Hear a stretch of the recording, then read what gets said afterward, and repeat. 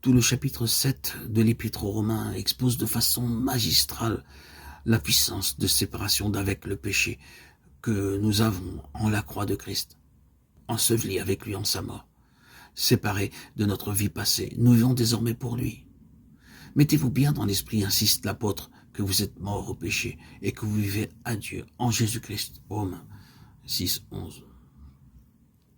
Quelques lecteurs assoiffés de sainteté pensera peut-être en lisant qui sont considérés comme pas morts au péché et qui sont persuadés d'un mensonge. Ah, pauvre âme en détresse. La raison de votre échec, de cette pensée, ne serait-elle pas que vous regardez à vous-même au lieu de regarder à Jésus? Préoccupez-vous donc de vous-même et gardez vos yeux fixés sur Jésus et pas sur vous-même. N'oubliez pas de regarder au calvaire, où Christ est mort pour vous. Ainsi, vous ne serez plus persuadé d'un mensonge, mais vous vivrez la réalité que le Christ vous a offert par sa mort. Et vous pourriez, en vous portant votre regard sur Dieu, vivre cette résurrection, cette vie nouvelle en Christ, cette vie féconde, cette vie divine en Christ, cette vie de victoire, cette vie triomphante. Portez votre regard vers Christ. Le Saint-Esprit ne rend pas témoignage à ce que vous êtes ou à ce que vous faites, mais au Christ et à son sacrifice. Décentrez-vous de vous-même. Portez vos regards vers le Christ. Regardez à la croix. Êtes-vous vraiment décidé à vivre pour Christ? À rejeter tout péché connu? Désirez-vous, aspirez-vous à mourir au péché et faire l'expérience de ce que c'est que d'être crucifié avec Christ, de mourir avec lui? Désirez-vous vraiment, voulez-vous vraiment que sa mort pénètre et transforme votre vie? Est-ce bien votre volonté? Alors, si oui, et dès cet instant, considérez-vous que vous êtes cloué au bois avec votre Sauveur. Maintenant. Alors, vous reposant sur le Saint-Esprit et par la foi en la parole de Dieu, veillez à combattre le péché.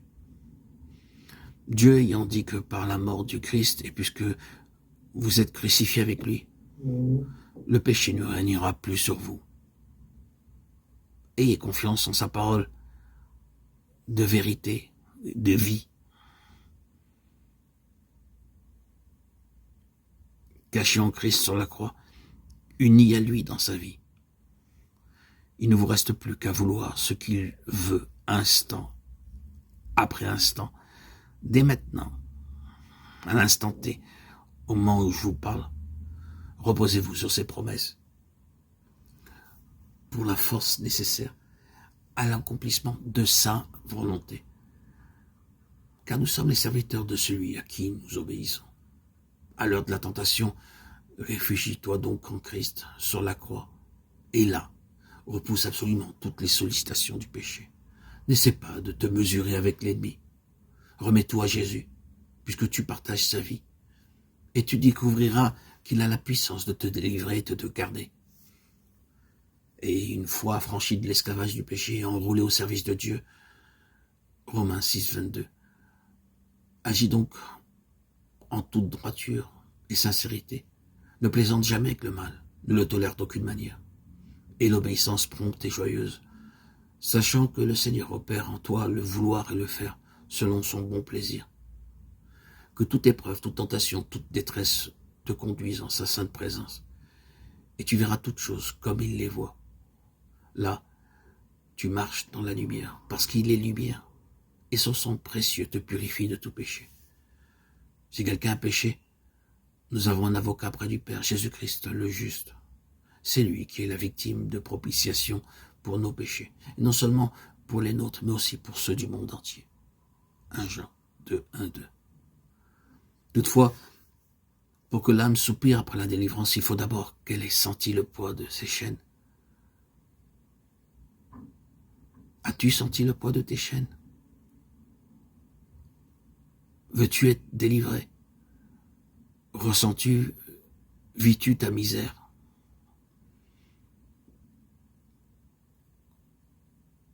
Le poids du péché est-il là, pesant, t'obscurcissant l'horizon? Et c'est là ce que l'apôtre Paul expose de façon saisissante au 7e chapitre de son épître aux Romains.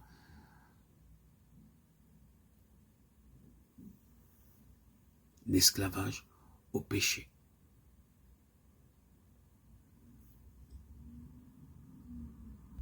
Est une prison à laquelle tu t'es toi-même enfermé.